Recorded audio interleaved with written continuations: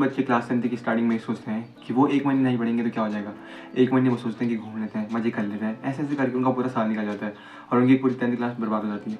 अगर आप चाहते हैं कि आप क्लास 10th में एक अच्छे नंबर स्कोर करें, 90+ स्कोर करें, तो आपको चाहिए एक अच्छा सा रोड मैप, जिससे आपकी डेली प्रैक्टिस हो, डेली आपकी स्टडी हो और एक मैनेजमेंट फॉर्म में आपकी स्टडी हो। इसके लिए आपको मैं सिंपल एक रोड मैप दूंगा, जिससे आपकी स्टडी अच्छी हो और आप अच्छे से अच्छे नंबर गेन कर पाएँ क्लास 10th में। तो जो फर्स्ट मंथ है आपका अप्रैल का मंथ, अब जो कुछ महीने दिन बच रखे हैं, तो आपको इस महीने जस्ट अपनी बुक्स देखनी है, बुक में चैप्टर देखने हैं, किस किस प्रकार के चैप्टर हैं, क्योंकि नया नया सिलेबस है आपका। आपको इस महीने बस 1-2 चैप्टर पढ़ने हैं, तो उनको आपको पढ़ना है, अच्छे से पढ़ना है।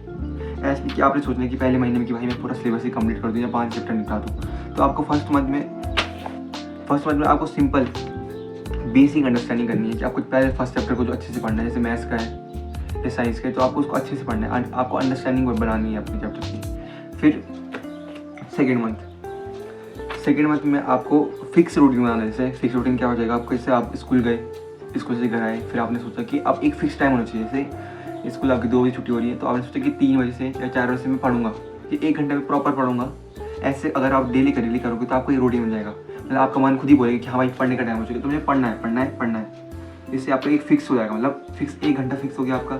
ऐसे करके आप इसको 1-2 घंटे पढ़ सकते हो। और आपको अपना हर दिन कोई टू डू लिस्ट बनानी है, एक लिस्ट बनानी है आपको, जिसमें आप सोचेंगे कि जिसमें आप लिखेंगे कि मुझको आज ये पढ़ना है।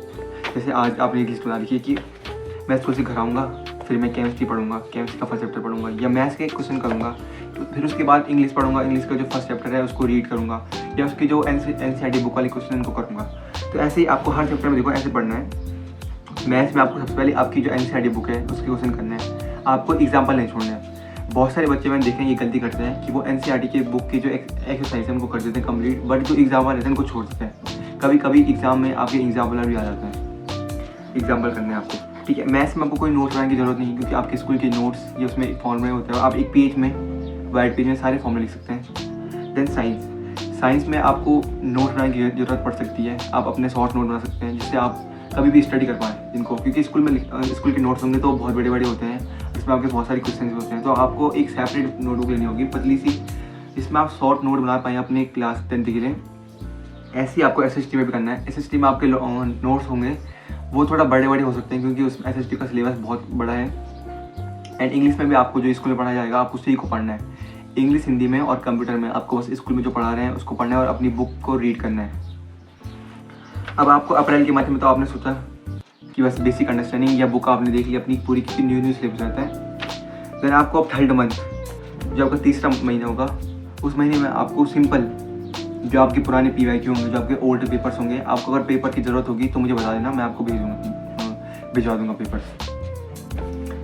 तो आपको थर्ड महीने में PYQ देखने हैं, बस आपको सिंपल देखने हैं उनको। ज़्यादा अगर करने का मन करेगा तो 1-2 कर देना, बाकी ज़्यादा करने की ज़रूरत नहीं है। फिर आपको उस समय देखो बात ये रहती है, क्लास 10th में होता है कि हम सोचते हैं कि हमने जैसे एक चैप्टर कंप्लीट हो गया, फिर आप सोचते हैं कि अब मैं नया चैप्टर पढ़ दूँगा तो मैं और बच्चों से आगे निकल जाऊँगा, बट आप पीछे छूट जाते हो, क्योंकि आप जो पुराने चैप्टर होते हैं उनका रिवीजन नहीं करते हो। तो आएंगे तो सब चैप्टर ही आएंगे ना, पुराने वाले भी आएंगे, नए वाले भी आएंगे, तो आप पुराने चैप्टर का भी रिवीजन करना है, ठीक है। फिर आपको जो 4th महीना होगा वहाँ पे आपको PYQs करना है। PYQs आपको कहीं भी मिल जाएंगे, ऑनलाइन मिल जाएंगे। और आपको एक बात याद रखना है, आपको डेली लेक्चर देखना है। जो चैप्टर आपको नहीं आ रहा है वो आप स्कूल में पूछ सकते हैं टीचरों को, टीचर मेरे को ये नहीं आ रहा है ये बता दो, या आप ऑनलाइन भी आपको बहुत सारी वीडियोस मिल सकती हैं, आप वहाँ से देख के भी उनको कर सकते हैं सॉल्व।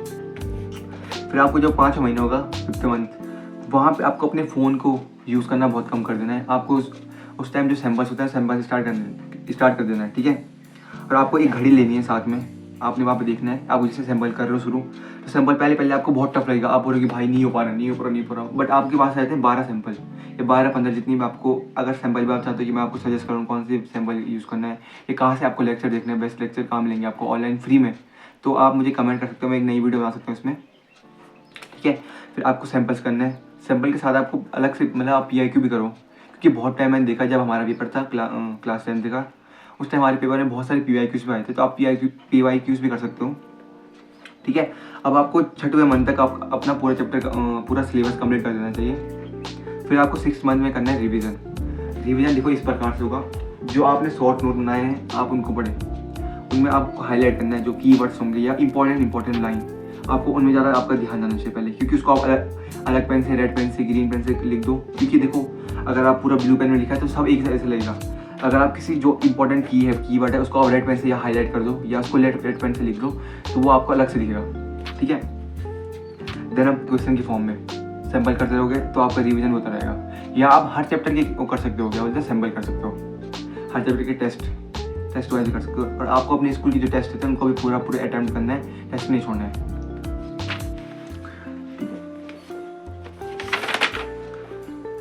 बहुत सारे बच्चे मैंने ऐसे देखे हैं कि वो साइंस, मैथ और SST में ज़्यादा फोकस करते हैं और हिंदी इंग्लिश को छोड़ देते हैं। मैंने भी गलती करी थी, बट मैंने उसको एट द एंड बाद में सुधार दिया था। तो आपको ये करना है कि जितने घंटे आप मैथ्स को दे रहे हैं उतने घंटे आपको इंग्लिश हिंदी को भी देने हैं। चाहे आप उन दोनों को मिक्स में दें, जितने आपने मैथ को दिए उतने आप उन दोनों को मिला के दें, पर आपको उनको ही पढ़ना है। क्योंकि देखो मैथ्स में ज़्यादा नंबर नहीं आ पाएंगे आपके, नंबर सबसे ज़्यादा आते हैं इंग्लिश में, हिंदी में। तो इसलिए आपको इंग्लिश हिंदी में ज़्यादा फोकस करना है। मैथ्स के लिए मैं आपको बताऊँगा ट्रिक्स कि आपको मैथ्स कैसे पढ़नी है, कौन कौन से क्वेश्चन करने हैं, कहाँ से करने हैं क्वेश्चंस, और कॉम्पिटेंसी क्वेश्चंस।